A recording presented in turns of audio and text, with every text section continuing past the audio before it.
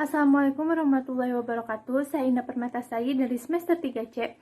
Di sini saya akan meresume hasil kerja saya, yaitu mengerjakan soal UTS Hukum Administrasi Negara yang telah disampaikan oleh Bapak Dr. Haji Dedi Mulyadi SMH dan dosen asisten yaitu Dr. M. Rendi Aridayandi SMH.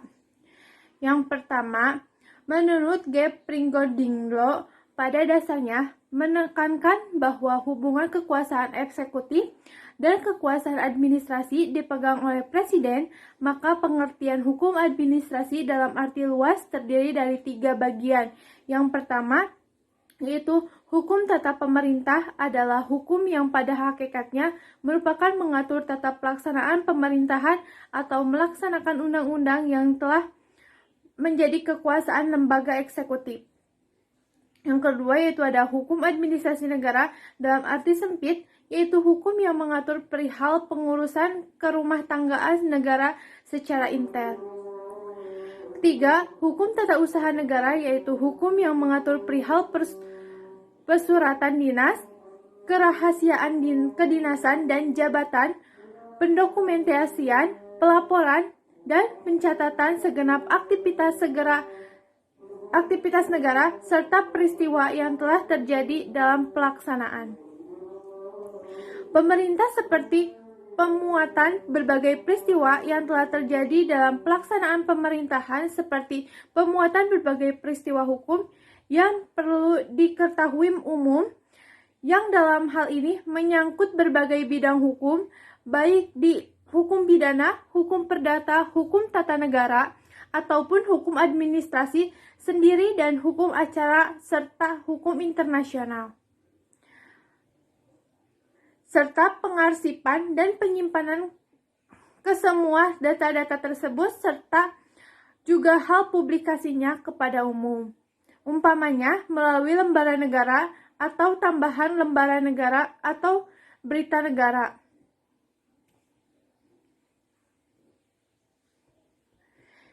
Yang kedua adalah peradilan tata usaha negara memiliki kewenangan untuk memeriksa, memutus, dan menyelesaikan sengketa di bidang tata usaha negara dan pemeriksaan objek sengketa,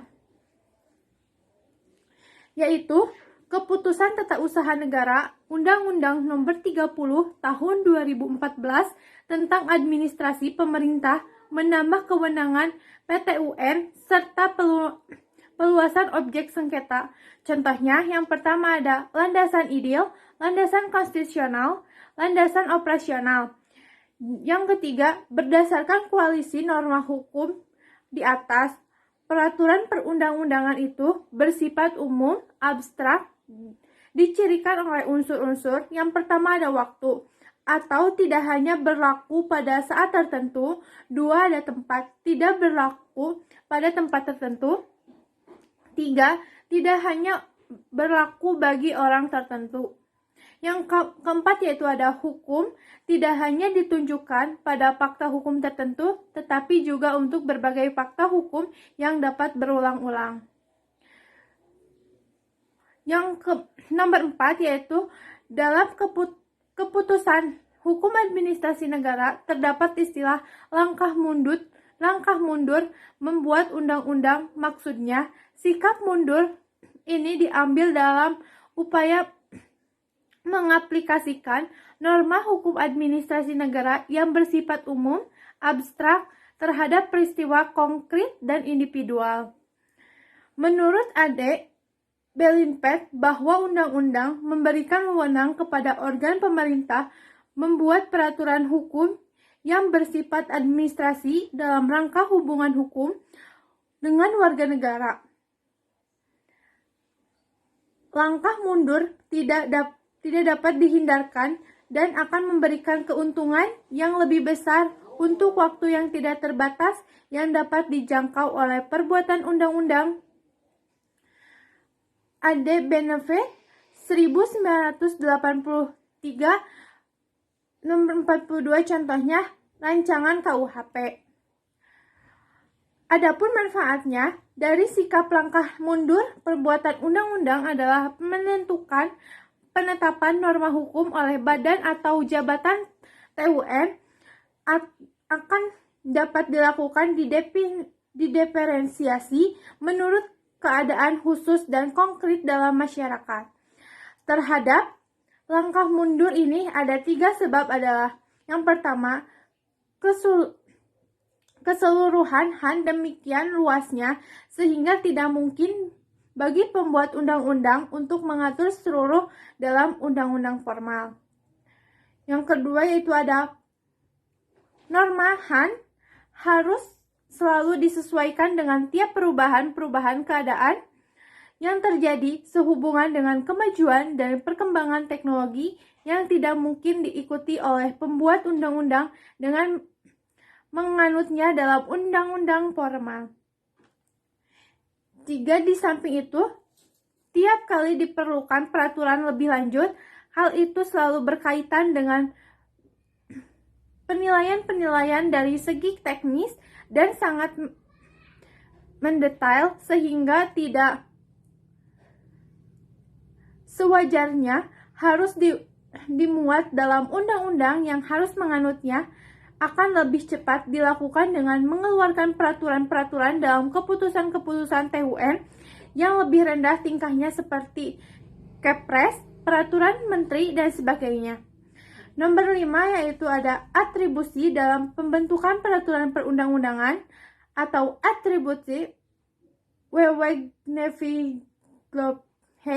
adalah bentuk kewenangan yang didasarkan atau diberikan oleh Undang-Undang Dasar atau undang-undang kepada suatu lembaga negara atau pemerintah. Kewenangan terhadap kewenangan tersebut terus-menerus